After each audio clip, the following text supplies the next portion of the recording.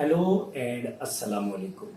आप देख रहे हैं मोहम्मद यूसुफ यूट्यूब चैनल और मैं हूं आपका मेज़बान डॉक्टर मोहम्मद यूसुफ। आज के एपिसोड में हम आपको बताएंगे कि अप्लाइड रिसर्च क्या है, ये कैसे करते हैं, इसमें कौन से मेथड्स यूज़ करते हैं और ये किस तरह एकेडमिक रिसर्च से मुख्तलिफ होती है।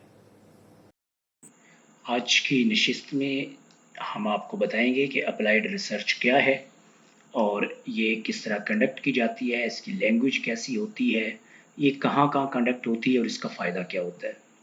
तो आइए लेक्चर की तरफ चलते हैं।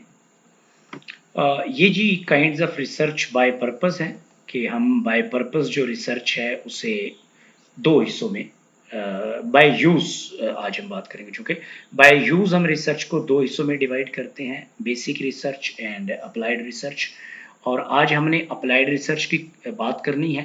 अगर आप evaluation research, action research, social impact research और सोशल जस्टिस कम्युनिकेशन रिसर्च जो कि अप्लाइड रिसर्च की काइंड्स हैं, इनके बारे में जानना चाहते हैं तो मेरे यूट्यूब चैनल पे नीचे अगर आप कमेंट्स बॉक्स देखेंगे तो वहाँ इनके लिंक मौजूद हैं, आप इनके बारे में भी जान सकते हैं। तो आज हम बात करेंगे अप्लाइड रिसर्च जो है उसका क्या मतलब है, ये कहाँ कंडक्ट होती है, कैसे इसको कंडक्ट करते हैं। It's a kind of research that is designed to offer practical solution to real world problems।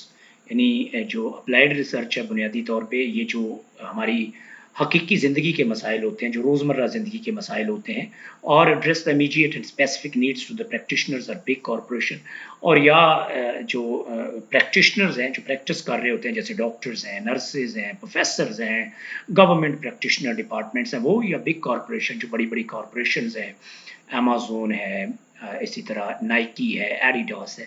इनका कोई स्पेसिफिक ये अगर प्रॉब्लम फेस करते हैं और उसका ये सॉल्यूशन चाहते हैं तो उसके लिए जो रिसर्च कंडक्ट की जाती है उसे हम अप्लाइड रिसर्च कहते हैं, जो कि अप्लाइड जो प्रॉब्लम होते हैं, जो प्रैक्टिकल प्रॉब्लम्स होते हैं उनके सॉल्यूशन के लिए यूज होती है। न्यूमैन 2014 ये हवाला है। There are several kinds of applied research such as evaluation, action, social impact and social justice communication research, Frey, Boughton and Krebs 2002 and न्यूवेन 2014।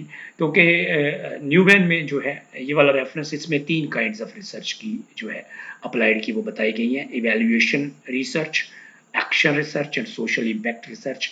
जबकि फ्रे, बॉटन एंड क्रेप्स जो हैं 2002, इन्होंने एक और टाइप जो है वो इंट्रोड्यूस करवाई है, वो है social justice communication research.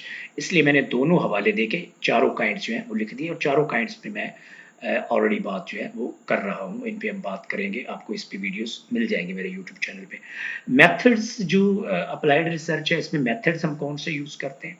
It make use of the basic research techniques and then intends to address the immediate questions and their solutions. तो बहुत इंपॉर्टेंट जो बात है जानने वाली वो ये है कि जिस तरह बेसिक रिसर्च के लिए जो मेथड यूज़ होते हैं, जैसे सर्वे है, जैसे कंटेंट एनालिसिस है, जैसे एथनोग्राफी है, जैसे इंटरव्यूज़ हैं, जैसे फोकस ग्रुप है, जैसे बाकी मेथड्स हैं, डिस्कोर्स एनालिसिस है, थीमेटिक एनालिसिस है, सारे के सारे सेम मेथड जो हैं वो अप्लाइड रिसर्च के लिए भी यूज़ होते हैं। तो मेथड दोनों के, बेसिक और अप्लाइड के, सेम रहते हैं। ये बड़ी इंपॉर्टेंट बात है याद रखने वाली। कुछ मिसालें हैं जी, बिजनेसेस हैं, गवर्नमेंट ऑफिसर्स हैं, ऑफिसेज हैं, हेल्थ केयर फैसिलिटीज़ हैं, सोशल सर्विस एजेंसीज हैं, पॉलिटिकल ऑर्गेनाइजेशंस हैं जिनको हम पॉलिटिकल पार्टीज भी कह सकते हैं, एजुकेशनल इंस्टीट्यूशंस। ये सारे जो लोग हैं जी ये कंडक्ट करते हैं बुनियादी तौर पे जो अप्लाइड रिसर्च है वो, और इन्हीं इदारों के अंदर जो अप्लाइड रिसर्च है वो कंडक्ट होती है। ठीक हो गया जी। तो आप देखें कि ये सारे के सारे अप्लाइड इंस्टीट्यूशंस है, प्रैक्टिकल प्रॉब्लम्स के बारे में ये बात करते हैं, और ये जो रिसर्च होती है ये भी प्रैक्टिकल प्रॉब्लम्स के बारे में होती है। That's why we call it applied research. अब इसकी ऑडियंस कौन होती है, अप्लाइड रिसर्च को कंज्यूम कौन करता है, यूज कौन करता है।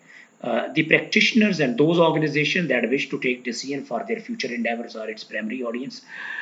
तो इसकी ऑडियंस वही प्रैक्टिशनर्स होते हैं या वो ऑर्गेनाइजेशंस होती हैं जो रिसर्च करवाती हैं, जो फैसले, यानी जो रिसर्च वो करवाती हैं उसका जो डेटा आता है, उसकी जो फाइंडिंग्स आती हैं, उस पर बेस्ड जो डिसीजंस लेने होते हैं, चाहे वो प्रैक्टिशनर्स हों और चाहे वो ऑर्गेनाइजेशंस हों, तो बुनियादी तौर पे चूँकि ये रिसर्च इस्तेमाल करते हैं, इसलिए हम कहते हैं कि ये रिसर्च की प्राइमरी ऑडियंस है।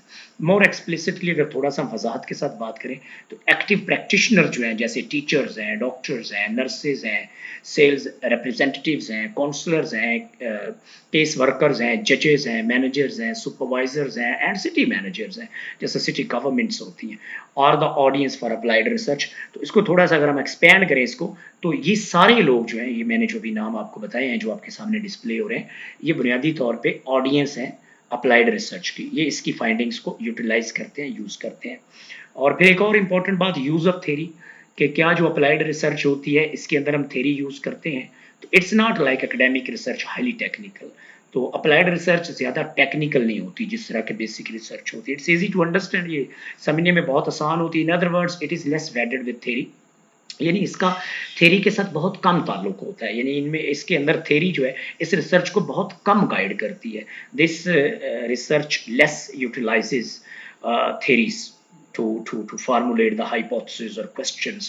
It works without theories, जैसे हम ये भी कह सकते हैं कि इट्स एथोरेटिकल इन नेचर, यानी ज़्यादातर थेरी का इस्तेमाल जो है वो अप्लाइड रिसर्च के अंदर होता नहीं है। हमारा फोकस जो होता है वो ऐसा नॉलेज प्रोड्यूस करना होता है जो अप्लाइड प्रॉब्लम होते हैं एवरीडे लाइफ के, या गवर्नमेंट के, ऑर्गेनाइजेशंस के, प्रैक्टिशनर्स के, उनका सोल्यूशन हो, ना कि हम थ्योरेटिकल नॉलेज जनरेट करते हैं। तो इसलिए यहाँ जो थ्योरी होती है वो बहुत कम यूज़ होती है अप्लाइड रिसर्च के अंदर, और होती नहीं, अगर होती है तो बहुत कम लेवल पे होती है। ये उतनी थ्योरेटिकल नहीं होती जितनी बेसिक रिसर्च होती है, दूसरे अल्फाज में भी ये कह सकते हैं।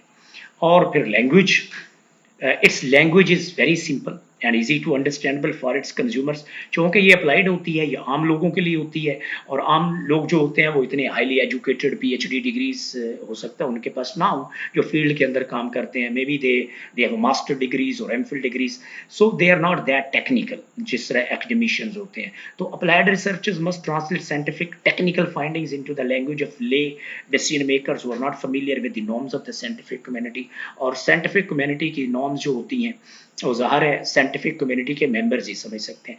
इसलिए जो अप्लाइड रिसर्च है इसकी जो फाइंडिंग्स हैं उनको रिसर्चर कोशिश करते हैं कि नॉन टेक्निकल लैंग्वेज के अंदर ट्रांसलेट करें, ऐसी लैंग्वेज जो ले मैन की लैंग्वेज है, जो कॉमन पर्सन की लैंग्वेज है, जिसको हर बंदा समझ सकता है।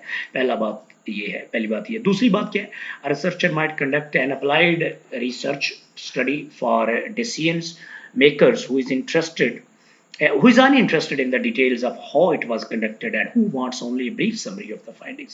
This is important. यानी आप अगर आपको किसी एज ए रिसर्चर अगर आपको किसी प्रैक्टिशनर ने हायर किया और वो आपसे स्टडी कंडक्ट करवाना चाहता है, तो वो इसमें इंटरेस्टेड नहीं है कि स्टडी कैसे हुई है, उसका डिज़ाइन कैसा था, आपने क्वेश्चन कैसे बनाए, आपने डेटा कैसे कलेक्ट किया, बल्कि उसकी सबसे ज़्यादा इंटरेस्ट ये होती है कि जो की फाइंडिंग्स हैं उनकी ब्रीफ समरी क्या है, यानी वो क्या डिसीजन कर सकते हैं, जो फाइंडिंग्स आप लेके आए हैं वो किस तरह उनके लिए यूज़फुल हो सकती हैं कि वो फैसले करें। इसलिए वो ज़्यादातर उनका जो फोकस होता है वो ब्रीफ समरी ऑफ की फाइंडिंग्स होती है in common language, in very non scientific और नॉन टेक्निकल लैंग्वेज, जो सबके लिए अंडरस्टैंडेबल हो। इसकी मैं ये देखें एग्जांपल्स कुछ देता हूँ, इसकी आपको समझ आ जाएगी। An absolute majority of Pakistanis 98% think that hatred and intolerance in the society is politically motivated and should be addressed on urgent basis. अब ये देखिए बहुत आसान है, अब ये रिसर्च जब कंडक्ट हुई है तो उसका ज़ाहिर एक डिज़ाइन होगा, एक मेथड होगा, डेटा आया होगा, लेकिन आप देखें ये ब्रीफ समरी उसकी देखें ज़रा, ये है कि 98% पाकिस्तानी ये समझते हैं कि जो नफरत और अदम बर्दाश्त है मुआशरे के अंदर, उसके सियासी मुहर्रिकात हैं, बुनियादी तौर पर उसके पीछे सियासतदान हैं और इसका अर्जेंट सोल्यूशन होना चाहिए। तो मेरे ख्याल में ये बहुत कॉमन लैंग्वेज है, हर कोई इसको समझ सकता है। फिर ये देखें दूसरी एग्जांपल, जो 81% of Pakistanis claim their family members support the same political party as they themselves, यानी 81% पाकिस्तानी ये समझते हैं कि जिस पार्टी को वो सपोर्ट करते हैं उनके पेरेंट्स जो हैं, यानी उनकी जो फैमिली है, उनका जो खानदान है, वो भी उसी पार्टी को सपोर्ट करता है। Very easy to understand, very easy to read. ये थर्ड वाली देखिए example, 61% of Pakistanis are against dynastic politics and believe that the party workers have more right to lead the party. Once again, very non-technical, very non-scientific, and very easy language to understand. Everybody can understand this finding. फिर ये देखें example 4, more than 9 in 10, यानी 9 in 10 10 में से 9 Pakistani believe that the party they support is for better than all the other political parties. यानी हर 10 में से 9 पाकिस्तानी ये समझते हैं कि जिस पॉलिटिकल पार्टी को वो सपोर्ट करते हैं वो दूसरी दूसरी पॉलिटिकल पार्टीज की निस्बत बेहतर पॉलिटिकल पार्टी है। वंस अगेन आप देखें लैंग्वेज बहुत आसान है, अंडरस्टैंडेबल है। फिर इसी तरह ये देखें एग्जाम्पल नंबर 5, 3 इन 4 पाकिस्तानी, यानी हर 4 में से तीसरा पाकिस्तानी ये समझता है that party they support is not is so good but is not so good but the other parties are worse। यानी हर हर 4 में से तीसरा पाकिस्तानी ये समझता है कि जिस पॉलिटिकल पार्टी को वो सपोर्ट कर रहे हैं वो भी कोई इतनी अच्छी नहीं है, लेकिन जो दूसरी पार्टियां हैं वो बिल्कुल बहुत गलत हैं, बहुत बुरी हैं, बहुत उनकी पुअर परफॉर्मेंस है। और ये जो मैंने एग्जांपल ली है 5 की 5, ये मैंने गैलप सर्वे 2023 से ली है, सोर्स इसका ये है। तो आप देखें कि इसकी जो फाइंडिंग्स हैं they are very easy to understand.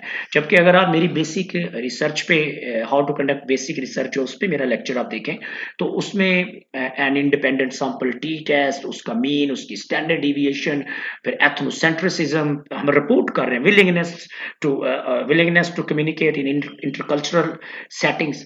ये टर्म्स आम बंदे के लिए बहुत मुश्किल है कि इंडिपेंडेंट सैंपल टी टेस्ट क्या है, विलिंगनेस क्या है, एथनोसेंट्रिसिज्म क्या है, मीन स्कोर क्या है, स्टैंडर्ड डिविएशन क्या है, सिग्निफिकेंट लेवल क्या है, और इसी तरह टी वैल्यू क्या है। सो compared to basic research, this academic research is very easy to understand। और ये रेफरेंसेस हैं जो मैंने लेक्चर तैयार करने के लिए यूज किए हैं। उम्मीद है आपको लेक्चर पसंद आएगा। अगर आपको लेक्चर पसंद आए तो फीडबैक जरूर दीजिएगा, और अगर आपका कोई पॉइंट हो, कोई क्वेरी हो, तो you can type in the comments box, you can come to the comments box, I will answer your questions. Through that we can have an informed dialogue, we can learn from each other, we can agree, we can disagree, and we can agree to disagree। Keep watching